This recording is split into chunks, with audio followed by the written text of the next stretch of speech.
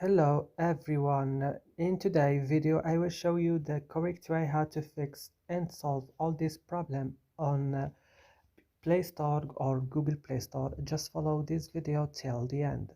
So let's start. Now you have to go first and open the settings on your phone. As you see, there is a lot of option. I will just open apps.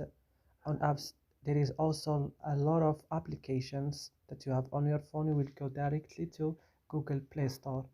You open it like this, and then you have to go to storage. On storage, go to clear data like this, click OK, and go back, click on force stop and click OK.